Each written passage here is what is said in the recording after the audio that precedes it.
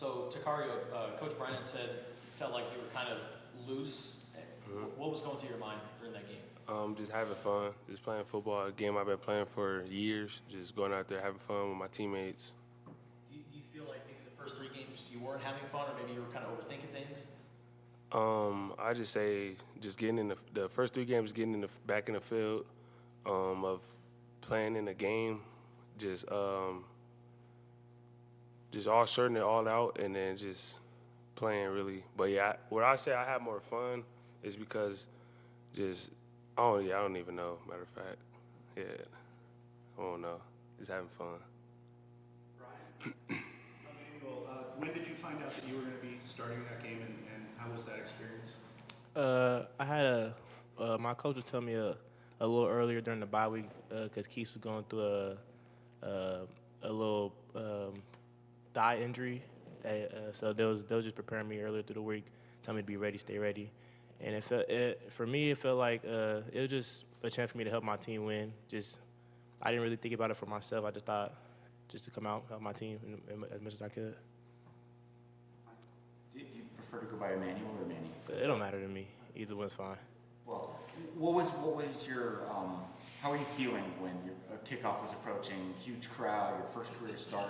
What was going through you? Yeah, I think I had the jitters for sure. Like I think anybody would, especially going into a big game like that against the number 10 team in the nation. I had the jitters, but I know I was prepared for it. I trust my coaches and I trust my teammates each day during the week. Takario, did you talk to him at all to try to calm him down, or did you try to hype him up? How did you? I just told him it's football. You've been playing it for too long to be nervous and be scared. It's just go out there and have fun and be yourself. Takario, how did you just kind of process the ups and downs of that game? I mean, you had all those great pass breakups, fourth downs, excuse me, and then you gave up some big plays to Dorian as well. How did you just kind of process it in its totality? I mean, one play wouldn't determine the game, so just had the next play mentality and just keep fighting back, keep fighting, competing, and having fun. Is that just kind of natural for you, just kind of in terms of how you go about a game, you try to dismiss bad plays immediately? Yeah, just like playing, especially at corner, you just have to have a next play mentality and just worry about next play. Don't think about the play that happened and it's going to start messing you up down the road in the game. You're going to start thinking about trying to make a big play while you could just be where your feet is and just have the next big play, like next play mentality. Because good players going to make good plays, and you just you're going to make good plays too, just make them at the right time. Takario, what's the art to being able to break up the pass at the last minute where it looks like you're coming right at that perfect time but not getting the flag? Because from me watching it, some of those look like that could have been something that gets called because of how close it is. How do you make it so that you get that and not risk drawing a pass interference? Just don't hold, really. Just don't hold and just play on the football. Yeah, that's really it. And the first game of the year, you had a couple of those personal fouls, the unsportsmanlike. Was that just like a rough game for you emotionally, or what happened in there, and how did you kind of move on from that? I say I was just thinking too much personally. It was just me personally really just thinking too much. But as I went down the line, just thinking about playing with my teammates and just do what I've been doing, just having fun and playing hard and competing. How nice was it to get those fourth down stops against Utah? It was pretty nice. Yeah. What do you think the defense showed collectively? We showed a brotherhood. Like everybody was playing for each other. Everybody's out there having fun, just having a swagger that we always have, and just being ourselves as a defensive unit. This question is for both of you. Coach Brennan said on Monday that as a former receiver and receivers coach, the thing that receivers sort of hate the most is going up against length. You guys are both well over 6 feet. How does that work to your advantage, and how have you learned over the years to use the assets that you have to break up plays? Oh, I mean, me being 6'3", 6'4", like the receivers gonna use my length for them to run around me. So if I get them to run around me and just make them like run around, cause I'm a long corner, pause. So make them run around me, and then just use good technique, and then that just helped me in a way of squeezing them to the sideline or something, or just using my length. Yeah, I'm not as long as Bobo, but I think it's irritating for them for sure. Just because like we could put our hands on them and still be like we could still keep our cushion as we put our hands on them. Like for shorter corners, like if they put in their hands on them, they close up in their grill, so the receiver could like swipe down or get around them. But for us, like we have enough space and length for us to get hands on them and still use our feet to still be in his path to get open. You had overlap with Dorian when he was here, right? You guys spent 1 year? Yeah. I was a freshman. Did that give you any sort of advantage at all when you're going against him? Like, did you kind of know what his tendencies were or how to defend him? I mean, film. I just watched film, really. It wasn't like, I just watched film and then just remember me going against him last year when he was at SC. So that's really what it was. David, was there, I mean, we don't, Takaria, all the time see straight cornerbacks cover tight ends, but we saw you do that several times in that game. Is that by design with this defense because of your length that sometimes they feel like maybe you're better in those situations? I mean, we came here to be a defensive back, not just a corner, be able to cover receivers, be able to cover tight ends and whoever else line up at the one spot. Do you find that, what are some of the tactics that tight ends are using against you in those situations to maybe try to clear space? What do you find? I mean, not tight ends could really run away from us because we were fast and long. They're going to try to more use their power, like push off or try to box us out because how big they are. For both of you guys, what's it been like learning under Dwayne and Keenan? I feel like he's just every day is just challenging. Like every day, he's never satisfied with the work. There's always room for improvement. We always got to bring our all and always compete each and every day. And you always get better and better throughout the season. Like what he said, I think he does a good job challenging us every day, pushing us, and also like not just having us worry about coverage, like getting into the mental side of the game, like what can the formation tell you, what can the split tell you, things of that nature. He has these teach tapes or like goal reels or whatever. Are there any guys that you have to watch or study? It's not who we have to watch. He'll just show us like what it looked like, and we'll say if a good player could see what it looked like, they'll go out there and just do it. Last question, Brian. For both of you, what have you seen on film from Texas Tech, considering that they'll probably pass more than everyone else that you've faced, and the difficulty of them having so many people out in the zone? You got it. I think they have a really explosive offense, good receivers, good coach to scheme of plays, a good quarterback that can get the ball to the receivers. For us, I just think we got to go out there and just do what we do best, cover. That's our time. Thanks, guys. Appreciate it.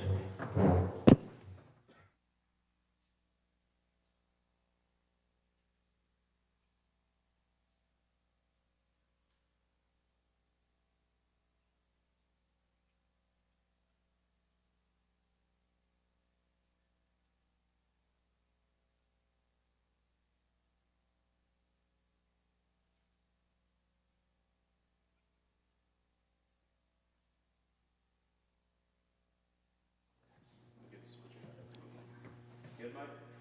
Okay, we'll start with Michael.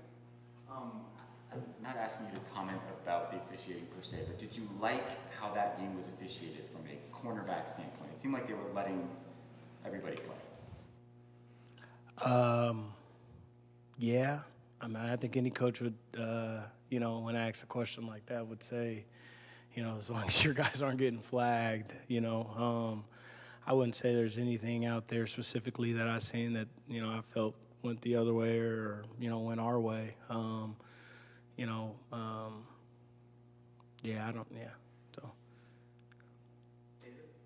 Chip, in terms of Takaria, obviously Big 12 player of the week defensively, national player of the week. How did you grade the overall his performance in terms of the plays he made, fourth downs in the end zone versus the plays he gave up in space? You know, we have a very, very, very high standard in our room. Expectations are high all the time. Obviously, you know, congratulate him on the accolades and things of that nature, but always looking for, you know, ways to improve and get better. But I always tell my guys there's plays that, you know, routine plays that you're supposed to make, and we expect you to make them. You know, we'll congratulate you and move on. I'm just proud of the way that he responded, given some of the early adversity, as some would say, or, you know, as some people expressed. But just the way he battled back, right? Playing a position like that, you got to battle, and it's not always going to be pretty, but he battled back, and we're very, very proud of, you know, what he put out by the end of it. What do you want to see from him in terms of how to be better in between the 20s and maybe not give up as many, you know, passes as he did in that particular game? I wouldn't say it's necessarily, you know, something that we don't want him to do as much as we want him to be, you know, a part of that 11 when he's out there and getting involved in the game any way that he can, right? There's going to be games when you get targeted a lot, and then there will be games where you won't, but find other ways to, you know, get involved in the game. If it's just covering your guy and you get no targets all game, we're good with that, right?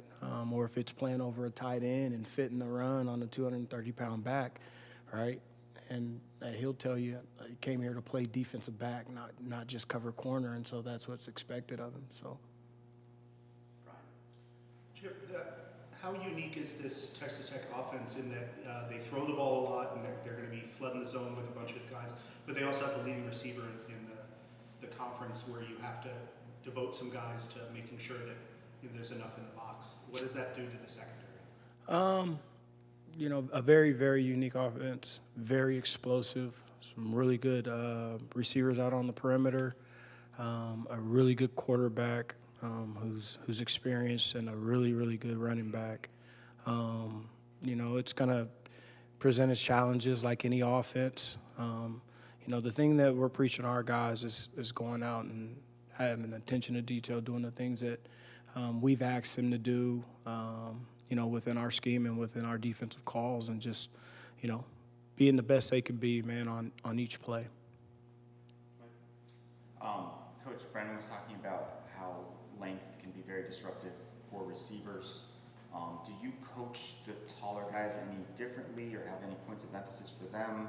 How do you know, get them to use the God-given gifts that they have to their best? Obviously, you know, when you have a taller guy versus a smaller or shorter guy in stature, there are some limitations that, you know, a taller guy may have that a shorter guy doesn't, and vice versa.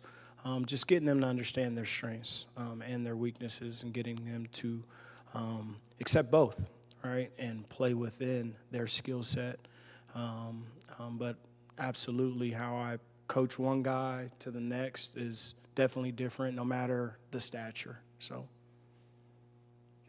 that second fourth down stop where Jacario had the pass breakup, how did that play kind of set the tone for the rest of the defense, the rest of the game?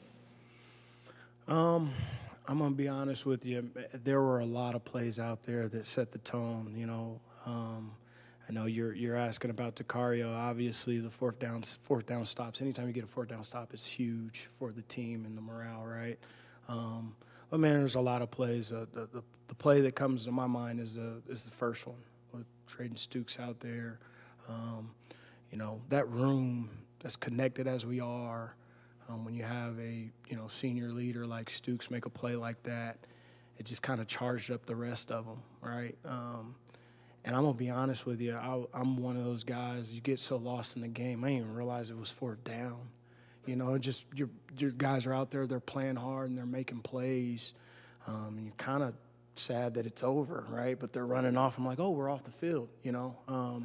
So and that's what I mean when I say they become routine plays, and it doesn't matter the down, right? Put the ball down, let's play. And then you're a Fresno native. Wondering what's your connection to Robert Golden? Robert Golden, it's my guy, man. So Robert and I played in the same secondary for the late great Tony Perry. in Fresno, California. We were both, high school teammates. I got moved to safety to play safety, and he played corner my last year because Rob could just shut down one side of the field, and I knew how to fit the box and the run, and so man, that's one of my best friends. We keep in touch. He's like a brother to me. Really proud of him and what he he did for this university, on into the NFL, and what he's doing now back in our hometown and our community with the Golden Charter Academy, and he's Rob's awesome. Rob's awesome, man. And there's a ton of stories I could tell you offline about my recruitment and the process. I'll tell you this. I was very close to being a Wildcat. And when Rob came to school here, as most freshmen do, he was having some hard times, and Rob and I talked a lot. And the one thing that I remember him saying to me when we were both playing is the people here, this place, the school, and how much he loved it. And when I got the job and got a call from him, he said those same words to me. And, being here in the short time I've been here, I can attest to that too now. Emmanuel got his first career start against Utah. When it became apparent or possible that that was going to be the case, what was your advice to him? And then secondarily, what did you think of his performance? It's your time. You're up. Let's go. We believe in you. This is what we've been training for. This is what I've been telling you since I got here. Just because you're not the guy on paper or you're not the guy when the ball rolls out there first doesn't mean you can't prepare and you can't be ready. The one thing I can tell you from playing and coaching this game is your number's going to get called. And Emmanuel's number got called, and he was ready, and he answered the call. I thought he went out and he gave us his all. The one thing I told him, night of the game, take a deep breath, man, and enjoy it. They're going to make some plays, but so are you. Just keep fighting, keep battling, and we got your back. So really proud of him, the way he showed up to play Saturday. Right. I asked Sicario about the personal fouls he had in the first game, and he said he was thinking too much. How do you balance the emotions that come with that position in the one-on-one battles and keep it from spilling over like that? Absolutely. This is an emotional game. And I tell my guys all the time, I question the guy that plays with no emotion. But in respects to the game, it can never become personal or overarching to where it takes away from yourself as well as the game and your team, right? We preach playing with an edge, right? But there, in respects to the game, right, there are things that you can and cannot do. And he understands that, but bottle of energy, I want to tell you to calm down. I don't want to tell you to go. So we talked it out, and we got an understanding, and he gets it. So. Good time for one more. Michael? Coach Babers said yesterday that game win at Utah wasn't just like any other game. It was kind of a big deal in his mind. How do you reflect on that? What were you thinking and feeling as you were leaving the field on the plane home? For me personally, and not just personally, I don't want to speak for anyone else, but I talked to, my group specifically prior to the game about the type of game this was going to be, and what they could expect, having played there before and knowing the atmosphere. But I told them, it's going to be a tough one, all right, and we knew that going in. But I felt like the sooner we could accept that as a unit, as a defense, as a team, we could get past, everything else. Didn't matter what jersey they wore, what time we played. At some point, a whistle was going to be blown, and the football game would have to be played.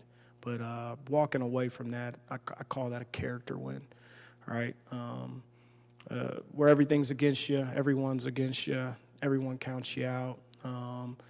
And you go out and you weather that. I think anytime you can, coin a victory as such, it's important that you point those things out. You know, as we all know, that it doesn't always go as we all plan it, right? If we just put 50 up and they score no points, we win the game, of course, right? It's the games when it's tough. It's the games when you have to fight. It's the games when the calls don't go your way, when you got to play a fourth down even though they're supposed to punt it, right? But you just play the game. And felt we did that, and so most definitely left there thinking this is a character win for our program. All right, that's our time. Thank you, guys.